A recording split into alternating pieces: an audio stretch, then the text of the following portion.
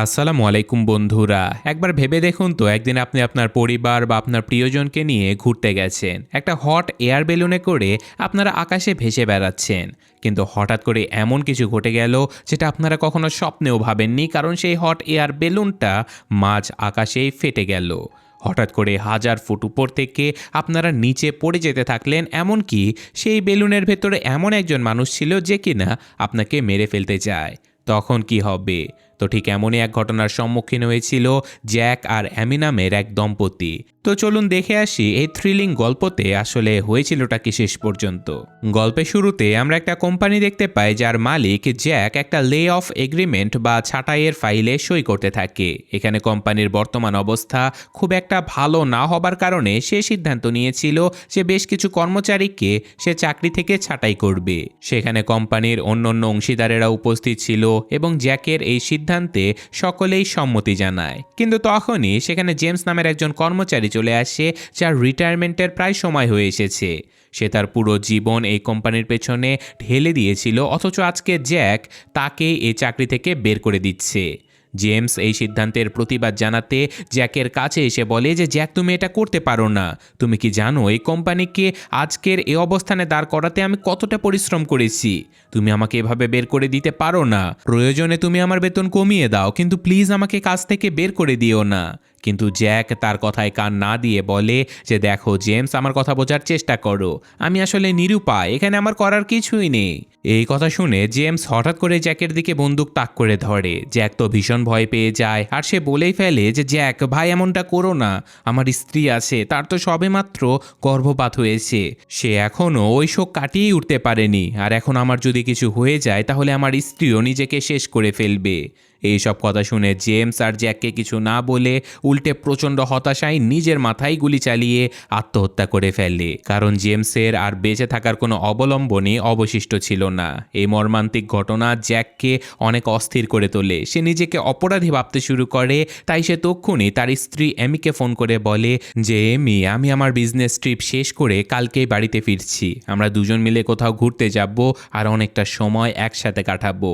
এই কথা শুনে এমি অনেক খুশি হয়ে যায়। আসলে কিছুক্ষণ আগে যখন জেমস জ্যাকের উপরে বন্দুক তাক করে ধরেছিল, জ্যাক তখন নিজের মৃত্যুর কথা ভেবে ভয়ে কুঁকড়ে গিয়েছিল। তাই সেই ভয় থেকে সে এখন তার স্ত্রীর সাথে সময় কাটাতে চায়। তো এখন সেদিন রাতে জ্যাক একটা ক্লাবে গিয়ে বসে পড়ে। সেখানে তার মনের ভেতরে সকালের সেই দুর্ঘটনার কথা বারবার ঘুরপাক খেতে থাকে। তখনই সে দেখতে পায় জুলিয়া নামের একটা মেয়ে ড্রিঙ্কস নিয়ে বারটেন্ডারের সাথে খুবই ঝগড়া করছে। জ্যাক তখন বারটেন্ডারকে বলে যে মেয়েটাকে আমার পক্ষ থেকে একটা ড্রিঙ্কস দিয়ে দাও, ওটার বিল আমি দিয়ে দেব, কিন্তু প্লিজ এখানে আর কোনো ঝামেলা করো না। এইসব কথা শুনে জুলিয়া তখন জ্যাকের পাশে এসে বসে আর তাকে ধন্যবাদ দিয়ে বলে যে তোমাকে তো খুব ভালো মানুষ মনে হচ্ছে, তাই এখানে একা একা কি করছো? জুলিয়া আসলে জ্যাকের সাথে ভাব জমানোর চেষ্টা করছিল, কারণ সে বুঝতে পেরেছিল যে জ্যাক আসলে বেশ বড় লোক। তো এখানে কথার ফাঁকে জুলিয়া তার সাথে ফ্লার্ট করতে শুরু করলে জ্যাক সরাসরি বলে দেয় যে আমি বুঝতে পারছি তুমি কি করার চেষ্টা করছো, তবে আমার কাছে আমার স্ত্রী আমার সব কিছু, তাকে আমি কখনোই ধোঁকা দিতে পারবো না। আশা করি তুমি বুঝতে পেরেছো আমি কেমন মানুষ। তো এখন পরদিন জ্যাক তার স্ত্রী এমির সঙ্গে সময় কাটানোর জন্য একটা হোটেলের দিকে রওনা দেয়, কিন্তু মাঝপথে জুলিয়া তাকে মেসেজ পাঠাতে শুরু করে। আর শুরুতে জ্যাক নাম্বারটা চিনতে না পারলেও পরে জুলিয়া মেসেজে লেখে, যারে কাল রাতে আমাদের তো বারে দেখা হলো, ভুলে গেলে নাকি? তুমি তো বলেছিলে এমিকে তুমি কত ভালোবাসো। এখন যদি সেই বেচারি আমাদের ব্যাপারে জানতে পারে তবে ভাবো তার কেমন লাগবে। তুমি যদি চাও আমি চুপচাপ থাকি আর আমাদের সম্পর্কের কথা তোমার স্ত্রী এমিকে না জানায়, তাহলে আমাকে 5 মিলিয়ন ইউরো দিতে হবে। জ্যাক তো ওই মেসেজটা দেখে হয়ে যায়, কারণ সে জুলিয়ার সাথে খারাপ কিছুই করেনি, অথচ এখন সে এত বড় বিপদে পড়ে গেছে।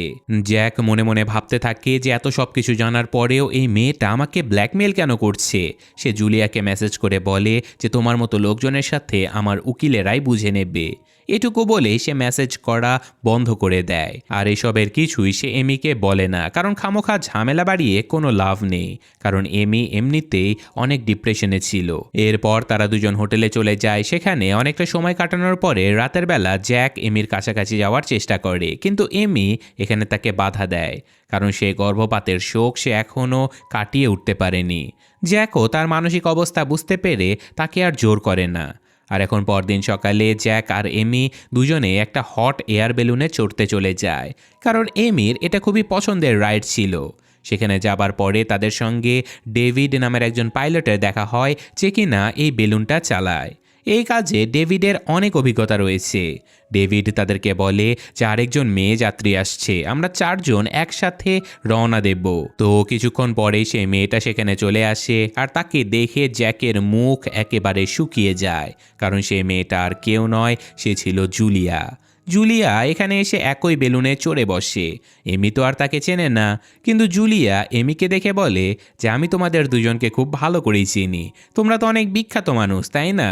জুলিয়া আসলে বিভিন্ন কথার ছলে জ্যাককে ভয় দেখানোর চেষ্টা করে যে সে এখনই এমির কাছে তাদের সকল তথ্য ফাঁস করে দেবে। জ্যাক যেন টাকা দিয়ে তার মুখ বন্ধ করে দেয়। জ্যাক তাকে যতটা সম্ভব এড়িয়ে চলার চেষ্টা করতে থাকে। এরপর বেলুনটা ধীরে ধীরে আকাশে উঠতে শুরু করে, আর এখানে এমি আর ডেভিড এই রাইডটা খুবই এনজয় করলেও জ্যাকের মন মেজাজ একেবারেই বিগড়ে যায়।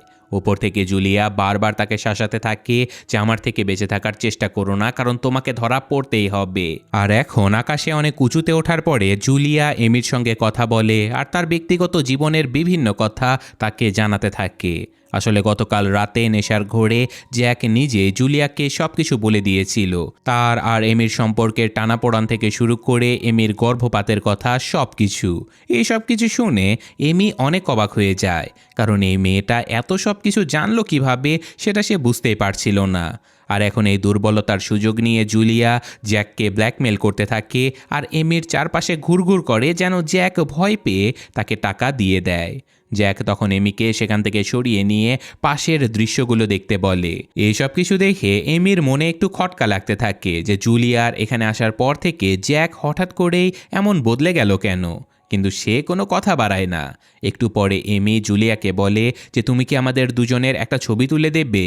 জুলিয়া বলে যে হ্যাঁ, কেন নয়। সে ছবি তুলে ফোনটা ফেরত দেয়। এরপর জুলিয়া নিজের ফোনটা জ্যাকের হাতে দিয়ে বলে যে এবার তুমি আমার আর ডেভিডের একটা ছবি তুলে দাও। জ্যাক যখন ফোনটা হাতে নেয় তখন সে ওখানে একটা মেসেজ দেখতে পায় যে টাকা দিয়ে দাও, না হলে সারা জীবন পস্তাতে হবে। জ্যাক এই মেসেজটাকে একেবারে পাত্তা দেয় না, কারণ খামোখা সে কাউকে এতগুলো টাকা কেন দেবে। এতে করে জুলিয়া প্রচণ্ড রেগে যায়, আর সে বলে যে দেখো জ্যাক, এই ঝামেলাটা এখানে মিটিয়ে নাও, না হলে তোমার জন্য কিন্তু ভালো হবে না। এই কথা শুনে এমি বেশ অবাক হয়ে জিজ্ঞাসা করে কিসের ঝামেলা, তোমাদের মধ্যে আসলে কি চলছে? তোমরা আগে থেকে একে অপরকে কিভাবে চেনো? জ্যাক তখন বলেই ফেলে যে দেখো এমি, এই মেয়েটা একেবারেই পাগল। আসলে গতকাল রাতে ও একটা ক্লাবে ড্রিঙ্কস নিয়ে ঝামেলা করছিল বলে আমি ওই ড্রিঙ্কস ওকে কিনে দিয়েছিলাম। তখন থেকে এই মেয়েটা আমার উপরে ভুলভাল সব অভিযোগ তুলে আমাকে ফাঁসানোর আর ব্ল্যাকমেল করে টাকা নেবার চেষ্টা করছে। তুমি ওর কথায় একেবারেই কান দিও না। এই কথা শুনে এমির মেজাজ অনেক গরম হয়ে যায়। সে জুলিয়াকে বলে যে ছি, তুমি কি নিচু মনের একটা মেয়ে, তোমার কি একটু লজ্জাও করলো না? তখন জুলিয়া উল্টে চেঁচিয়ে বলে যে লজ্জা আমার নয়, এই জ্যাকের হওয়া উচিত, কারণ গতকাল রাতে ও শুধু আমাকে ড্রিঙ্কসই খাওয়ায়নি, ও আমার সাথে শারীরিক সম্পর্কেও জড়িয়েছে। বিশ্বাস না হলে ওর বুকে একটা জন্মদাগ রয়েছে, যেটা ওর শার্ট না খুললে কেউ দেখতে পারবে না। আমি ওটা দেখেছি বলে তোমাকে বলতে পারছি। এই কথা শুনে এমি একেবারেই শকড হয়ে যায়, কারণ জন্মদাগের কথাটা আসলে ধ্রুব সত্যি ছিল। কিন্তু জ্যাক নিজেকে সামলে নিয়ে বলে যে এমি, এই মেয়েটা একেবারেই মিথ্যে কথা বলছে। সোশ্যাল মিডিয়াতে তোমার আর আমার অনেক ছবি রয়েছে, এমনকি কিছু ছবি তো শার্ট ছাড়াও রয়েছে। মেয়েটা নির্ঘাত ওখান থেকেই আমার জন্মদাগটা দেখে ফেলেছে। তুমি জানো না এই মেয়েগুলো টাকার জন্য কত নিচে নামতে পারে। এইসব কথা শুনে জুলিয়া আর সহ্য করতে পারে না। সে ডেভিডের কাছে থাকা একটা ছুরি ছিনিয়ে নিয়ে জ্যাককে ভয় দেখাতে শুরু করে। ডেভিড আর জ্যাক মিলে তাকে আটকানোর চেষ্টা করে যাতে করে ছুরিটা তার হাত থেকে কেড়ে নেওয়া যায়। আর এই হুড়োহুড়ির মাঝখানে সেখানে রাখা সিলিন্ডার থেকে গ্যাস লিক হয়ে সরাসরি জুলিয়ার গায়ে লেগে যায়। আর হট এয়ার বেলুনের বার্নারটা সেই গ্যাসের সংস্পর্শে আসতে জুলিয়ার সারা শরীরে দাউ দাউ করে আগুন ধরে যায়। সবাই মিলে কাপড় দিয়ে সেই আগুন নেভানোর আপ্রাণ চেষ্টা করে, আর অনেক কসরত করার পরে ফাইনালি আগুন নেভানো সম্ভব হলেও জুলিয়ার শরীর ততক্ষণে একেবারে পুড়ে গেছে। সে ব্যথায় চিৎকার করতে থাকে, কিন্তু বিপদ তখনও শেষ হয় না, কারণ বার্নারটা হুট করে বন্ধ হয়ে যায়। আর আগুন নেভানোর ফলে বেলুনটা তাড়াতাড়ি আরও উপরের দিকে উঠতে শুরু করে। আর মাত্র কয়েক মিনিটের মধ্যেই বেলুনটা সেই উচ্চতায় পৌঁছে যায় যেখানে সাধারণত বড় বড় এরোপ্লেন উড়ে থাকে। বেলুন যত উপরে ওঠে বাতাসের চাপ ততই কমে যায় আর সকলের শ্বাস প্রশ্বাস নিতে অসম্ভব কষ্ট শুরু হয়ে যায়। এই অবস্থায় বেলুনকে নিচে নামানো মোটেও সহজ কাজ ছিল না, কারণ বেলুনের মাথায় ছোট একটা গর্ত থাকে যেটা দড়ির মাধ্যমে নিয়ন্ত্রণ করতে হয়। সেই গর্তটা যদি খুলে দেয়া যায় তাহলে ভেতর থেকে হাওয়া বেরিয়ে যাবে আর বেলুনটা ধীরে ধীরে নিচে নামতে শুরু করবে। কিন্তু জুলিয়ার সাথে ধস্তাধস্তি করার সময় সেই লিভারের দড়িটা ছিঁড়ে যায়, আর এখন বেলুনটা নিচে নামাতে হলে কাউকে উপরে ঝুলে সেই দড়িটা টানতে হবে। ডেভিড ছাড়া আর কারো এই ধরনের অভিজ্ঞতা ছিল না, তাই সে নিজের জীবনের ঝুঁকি নিয়ে রশি বেয়ে উপরে ওঠার চেষ্টা করে। আর সে প্রায় দড়িটা ধরেই ফেলেছিল, কিন্তু তখনই পুড়ে যাওয়া জুলিয়া হিতাহিত জ্ঞান হারিয়ে হঠাৎ উঠে দাঁড়ায়। তার মনের ভেতরে এখন প্রচণ্ড ক্ষোভ ছিল, কারণ সে চায় না এখান থেকে কেউ বেঁচে ফিরুক, কারণ সে নিজে অর্ধমৃত হয়ে গিয়েছিল। প্রতিশোধের নেশায় সে বেচারা ডেভিডকে জোরে একটা ধাক্কা দিয়ে নিচে ফেলে দেয়। ডেভিড সোজা কয়েক হাজার ফুট নিচে পড়ে মারা যায়। আর এটা দেখে জ্যাক আর এমি দুজনেই ভয়ে অস্থির হয়ে যায়। তারা বলতে থাকে যে এই মেয়েটা কি পাগল হয়ে গেছে, ও তো আমাদের দুজনকেও মেরে ফেলবে। কিন্তু বেলুনটা এখন এতটাই উঁচুতে উঠে গেছে যে অক্সিজেনের অভাবে তারা তিনজনেই প্রায় জ্ঞান হারিয়ে ফেলে। জ্যাক নিচে তাকিয়ে অত উচ্চতা দেখে ভয়ে সেন্সলেস হয়ে যায়। জুলিয়াও অজ্ঞান হয়ে পড়ে থাকে, আর শুধু এমি তখন সাহস সঞ্চয় করে নিজেকে কোনো রকমে সজ্ঞানে রাখে। সে নিচের দিকে তাকানো একেবারে বন্ধ করে দেয়, আর অসীম সাহস নিয়ে সে ডেভিডের মতো রশি বেয়ে উপরে উঠে সেই লিভারের দড়িটা টানার চেষ্টা করে। দড়িটা এমির হাতে এলেও বাতাসের চাপে সে আবারও জ্ঞান হারাতে শুরু করে। তার হাত ফসকে সে নিচে পড়তে যাচ্ছিল, কিন্তু তখনই শেষ মুহূর্তে সে নিজেকে সামলে নেয়। সে দড়িটা শক্ত করে ধরে অন্য একটা কাপড় দিয়ে বেঁধে বাস্কেটের সঙ্গে আটকে দেয়। এমি সাকসেসফুল হয় আর বেলুনটা ধীরে ধীরে নিচে নামতে শুরু করে। অক্সিজেন লেভেল স্বাভাবিক হতে জ্যাকের জ্ঞান ফিরে আসে, আর জ্ঞান ফেরার সাথে সাথে সে দেরি না করে জুলিয়ার হাত পা আর মুখ কাপড় দিয়ে শক্তভাবে বেঁধে ফেলে। এমি অবাক হয়ে জিজ্ঞাসা করে যে জ্যাক, তুমি ওকে এভাবে বেঁধে ফেলছো কেন? জ্যাক তখন বলে যে এই জুলিয়া মেয়েটা খুবই বিপজ্জনক, ওকে এভাবে খোলা রাখা একেবারেই নিরাপদ নয়। তবে এমির মনে তখনও খটকা ছিল যে জুলিয়া হয়তো সত্য কথা বলছে। তাই সে জ্যাককে বলে যে তুমি আমাকে তোমার সেই সোশ্যাল মিডিয়ার পোস্টটা দেখাও যেখানে তুমি শার্ট ছাড়া ছবি দিয়েছো। জ্যাক বলে যে এখন তো ফোনে নেটওয়ার্ক নেই, তবে আমার গ্যালারিতে সেই ছবিটা রয়েছে। তাই জ্যাক তার গ্যালারি থেকে একটা ছবি দেখায় যেখানে তার সেই জন্মদাগটা স্পষ্টভাবে দেখা যাচ্ছিল। এটা দেখে এমি আশ্বস্ত হয় আর বলে যে হয়তো তুমি ঠিকই বলেছ, সরি, আমি খামোখা তোমাকে সন্দেহ করে ফেলেছিলাম।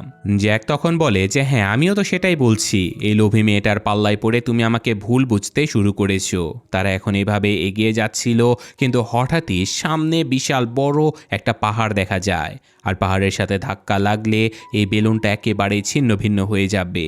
এদিকে বেলুনের বার্নার এখন আর কাজ করছে না, তাই তারা বেলুনের দিকও পরিবর্তন করতে পারছে না। তাই নিরুপায় হয়ে জ্যাক আর এমি বাস্কেটের ভেতর থেকে সকল ভারী জিনিসপত্রগুলো নিচে ফেলে দিতে থাকে, যাতে করে বেলুনটা হালকা হয়ে বাতাসের টানে দিক পরিবর্তন করতে পারে। কিন্তু সকল সিলিন্ডার ফেলে দেবার পরেও কোনো কাজ হয় না। তখন জ্যাক জুলিয়ার দিকে তাকিয়ে বলে যে আমি জুলিয়াকে নিচে ফেলে দেব, তাহলে ওজন অনেকটা কমে যাবে। কিন্তু এমি সাথে সাথে তাকে বাধা দেয়, আর শেষ পর্যন্ত বেলুনটা সোজা ওই পাহাড়ের গায়ে সজোরে একটা ধাক্কা খায়। ধাক্কা লেগে বেলুনে বিশাল একটা ফুটো হয়ে গেলেও তারা অন্তত পাহাড়ের চূড়াটা কোনো রকমে পার করতে পারে, আর এতে করে তাদের বুকে যেন প্রাণ ফিরে আসে। তো কিছুক্ষণ পরে এমি জুলিয়ার মুখের কাপড়টা সরিয়ে তাকে একটু পানি খেতে দেয়। আর অনেকক্ষণ ধরে যেহেতু জুলিয়া ওখানে পড়েছিল, তাই তার খুবই তৃষ্ণা পেয়েছিল। কিন্তু কাপড় সরাতে জুলিয়া আবারও জ্যাকের উপরে চিৎকার করতে শুরু করে দেয়, তাকে মিথ্যেবাদী বলতে থাকে। এমি তাদের দুজনকেই থামিয়ে দিয়ে বলে যে তোমরা দুজনে চুপ করো তো, বেলুনটা এখন মেঘের মাঝখান দিয়ে উড়ে যাচ্ছে, আমাদের আগে বাঁচতে হবে। এদিকে সেই মেঘের কারণে চারপাশে হঠাৎই প্রচণ্ড ঠান্ডা পড়ে যায়, আর মেঘের কারণে কিছু দেখাও যায় না। এই সুযোগে জুলিয়া সবার চোখের আড়ালে নিজের হাতের বাঁধনটা খুলে ফেলে। এটা জ্যাক টেরই পায়নি। জ্যাক তখন জুলিয়াকে জিজ্ঞাসা করে যে আচ্ছা, তুমি আমাকেই কেন বেছে নিলে? ওই ক্লাবে তো আরো অনেক কোটিপতি মানুষ বসেছিল, তাদেরকেও তো ফাঁদে ফেলতে পারতে। আমি তো তোমাকে সাহায্য করেছিলাম, ড্রিঙ্কস কিনে দিলাম, আর তুমি কিনা আমারই পেছনে লাগলে। তুমি আসলে চাওটা কি? জুলিয়া তখন ঘৃণা ভরা চোখে তাকিয়ে বলে যে তুমি আমার বাবাকে মেরে ফেলেছো, আমার বাবার নাম ছিল জেমস। এইসব কথা শুনে জ্যাক তো থতমত খেয়ে যায়। সে বুঝতে পারে যে এই মেয়েটা সেই জেমসের মেয়ে যে কিনা তার অফিসের সামনে আত্মহত্যা করেছিল। জ্যাক তাকে বলে যে আমি তো তোমার বাবাকে মারিনি জুলিয়া, উনি নিজেই আত্মহত্যা করেছে, এটা আমার কি দোষ। জ্যাক তখন এমির দিকে তাকিয়ে বলে যে দেখলে তো এমি, আমি তো তোমাকে জেমসের কথা সব আগেই বলেছিলাম। এই মেয়েটা শুধুমাত্র প্রতিশোধ নেবার জন্য আমাকে ফাঁসিয়ে টাকা হাতানোর চেষ্টা করেছে। এমি জুলিয়ার বাবার কথা শুনে প্রচণ্ড কষ্ট পেলেও তার এই টাকা চাওয়ার পদ্ধতিটাকে সে সমর্থন করতে পারে না। সে জুলিয়াকে কিছু বলতে যাবে, ঠিক তখনই জুলিয়া আচমকায় একটা ছুরি বের করে সরাসরি জ্যাকের বুকে বসিয়ে দেয়। জ্যাকের ভাগ্য ভালো ছিল যে ছুরিটা তার হার্টে না লেগে বরং কাঁধের এক পাশে লাগে। জ্যাকের শরীর থেকে ফিনকি দিয়ে রক্ত বের হতে থাকে, আর মেঘের উপরে এমন ভয়াবহ অবস্থা দেখে এমি একেবারেই ভড়কে যায়। সে জুলিয়ার দিকে হাত বাড়িয়ে তাকে আর্তনাদ করে বলে যে জুলিয়া শোনো, প্লিজ পাগলামি করো না, ওই ছুরিটা আমাকে দিয়ে দাও। এমি তখন জুলিয়াকে শান্ত করার চেষ্টা করে আর বলে যে জুলিয়া যা হয়েছে তার সব কিছু আমি মিটিয়ে দেব, তোমার তো টাকা চাই তাই না, আমি তোমাকে টাকা দিয়ে দেব, কিন্তু ওই ছুরিটা প্লিজ আমাকে দিয়ে দাও। এমির কথা শুনে জুলিয়া যখন ছুরিটা দিতেই যাবে ঠিক তখনই জ্যাক একটা সিলিন্ডার তুলে সজোরে জুলিয়ার মুখে মেরে দেয়। এই আঘাতটা এতটাই ভয়ঙ্কর ছিল যে জুলিয়ার মাথা ফেটে সে ওখানে প্রাণ হারায়। এটা দেখে এমি চিৎকার করে বলে যে জ্যাক, এটা কি করলে তুমি? ও তো ছুরিটা দিতেই যাচ্ছিল, তুমি ওকে মেরেই ফেললে। জ্যাক তখন বলে যে এই মেয়েটা খুবই বিপজ্জনক, ও তোমারও অনেক বড় কোনো ক্ষতি করতে পারত, তোমাকে বাঁচানোর জন্যই আমি ওকে মেরেছি। জ্যাকের কাঁধের যখন থেকে তখনও রক্ত বেরোচ্ছিল, আর এটা দেখে এমি তার হাতের কাছে থাকা কাপড় দিয়ে তৎক্ষণাৎ সেই ক্ষতগুলো বেঁধে দেওয়ার চেষ্টা করে যাতে রক্ত পড়া কিছুটা বন্ধ হয়। কিন্তু বিপদ যেন তাদের পিছু ছাড়ছিলই না, কারণ পাহাড়ের ধাক্কায় বেলুনে যে ফুটোটা হয়েছিল বাতাসের চাপে সেটা এখন আরও অনেক বড় হয়ে গেছে, আর বাতাস হু হু করে বেরিয়ে যাওয়ার কারণে বেলুনটা ভারসাম্য হারিয়ে এদিকে সেদিকে দুলতে দুলতে নিচের দিকে নামতে থাকে। এখন যে কোনো উপায়ে এই ফুটোটা সারাতে হবে, নয়তো তারা দুজনেই মারা যাবে। তারা বারবার বার্নারটা চালু করার চেষ্টা করে, কিন্তু সেটা কিছুতেই জ্বলছিল না। জ্যাক তখন এমিকে বলে যে শোনো এমি, এখন একটাই উপায় আছে, এই জুলিয়ার লাশটা আমরা নিচে ফেলে দেই, ও তো মরেই গেছে, এতে করে অন্তত বাস্কেটের ওজন কিছুটা কমে যাবে। কিন্তু এমি কিছুতে এই কাজ করতে রাজি হয় না, আর অনেক চেষ্টার পরে অবশেষে বার্নারটা জ্বলে ওঠে, যা তাদের জন্য আশার আলো হয়ে দাঁড়ায়। আর এখন বেলুনের গতি একটু স্বাভাবিক হয়ে যায়। বাস্কেটে থাকা আরও কিছু বাড়তি জিনিস তারা নিচে ফেলে দেয়। তখনই সামনে আরও একটা বিশাল পাহাড় চলে আসে, আর তারা খুবই দ্রুত বেলুনটাকে বাতাসের গতির সাথে মিশিয়ে নেবার চেষ্টা করে যাতে করে পাহাড়টা পার হওয়া যায়। শেষ পর্যন্ত তারা এই মহা বিপদ থেকেও রক্ষা পেয়ে যায়। তবে বাস্কেটের ভেতরে জুলিয়ার লাশ দেখে এমির মনে এখনও খটকা লাগছিল। জেনে শুনে জ্যাক কি ইচ্ছে করে তবে মেয়েটাকে মেরে ফেললো? এমি জ্যাককে বলে যে জ্যাক, এই ঝামেলাটা কিন্তু শুরুই হতো না যদি তুমি ক্লাবে এই মেয়েটাকে ড্রিঙ্কস না খাওয়াতে।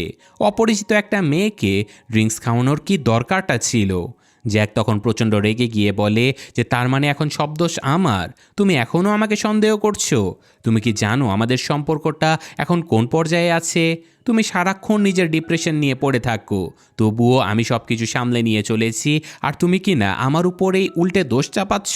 এমি এখন জবাব দিতেই যাচ্ছিল, কিন্তু তখনই জুলিয়ার শরীরে আগুন লাগার কারণে বাস্কেটের যে অংশটা পুরো দুর্বল হয়ে গিয়েছিল সেখানে পা পড়তে জায়গাটা ভেঙে যায়। এমি সোজা বাস্কেট থেকে নিচে ঝুলে পড়ে। সে জ্যাককে চিৎকার করে নিজেকে বাঁচানোর জন্য ডাকতে থাকে, কিন্তু জ্যাক এক মুহূর্তের জন্য স্তব্ধ হয়ে দাঁড়িয়ে থাকে।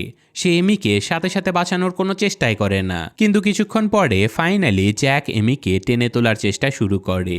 তার কাঁধের ক্ষত থেকে তখন রক্ত ঝরছে, তবুও সে কোনো রকমে এমির হাত ধরে তাকে উপরে টেনে তোলে। এমি উপরে আসতে জ্যাককে জিজ্ঞাসা করে যে তোমার কি হয়েছিল, আর একটু দেরি হলেই তো আমি মরে যেতে পারতাম, এক মুহূর্তের জন্য তুমি ওভাবে থমকে দাঁড়ালে কেন? জ্যাক অজুহাত দিয়ে বলে যে আমি আসলে ভয় পেয়ে গিয়েছিলাম, একদম শকড হয়ে গিয়েছিলাম, তাই কি করব বুঝতে পারছিলাম না, কিন্তু যখনই জ্ঞান ফিরল তখনই আমি তোমাকে বাঁচালাম।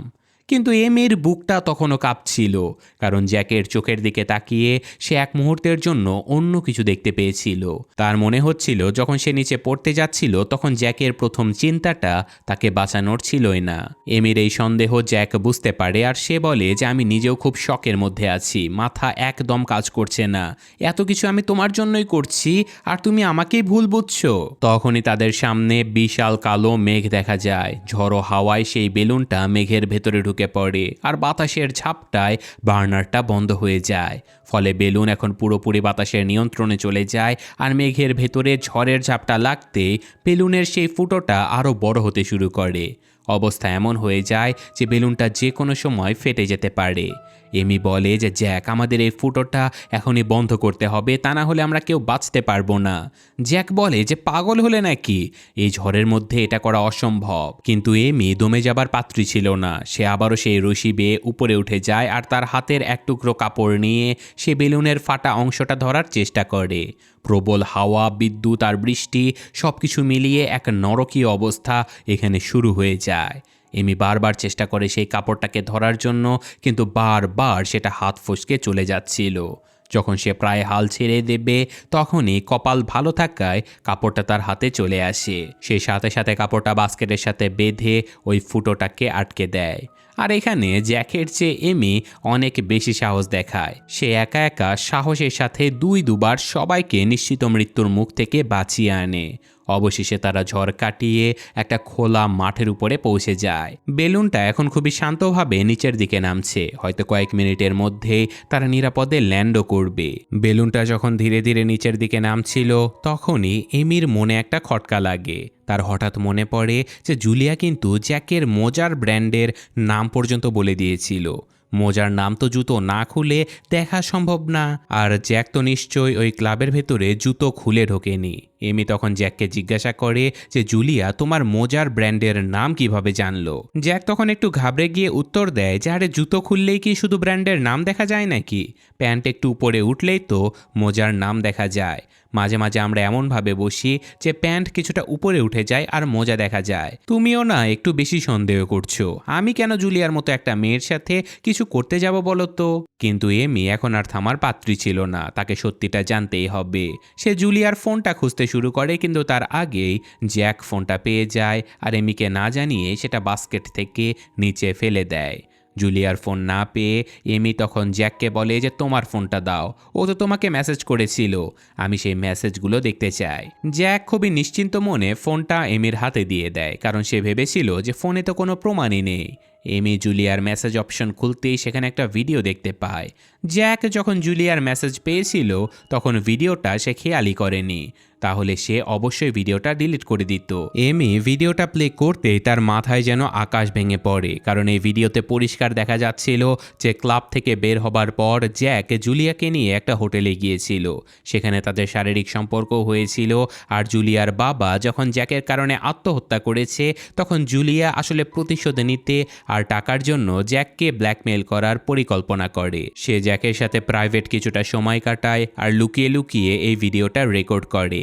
ভিডিওতে জুলিয়া যখন জ্যাককে তার বাবা জেমসের ব্যাপারে জিজ্ঞাসা করে তখন জ্যাক বলে যে আরে জেমস তো একটা অপদার্থ লোক ছিল, ভালো হয়েছে ও মরে গেছে, ওকে চাকরি থেকে বের করে দিয়ে আমি জীবনের সেরা কাজটা করেছি, ও খালি খালি বেতন নিচ্ছিল, ও তো এমনিতেই শেষ হয়ে গিয়েছিল, এখন ও যদি নিজের জীবন নিয়ে ফেলে তাহলে আমিই বা কি করব।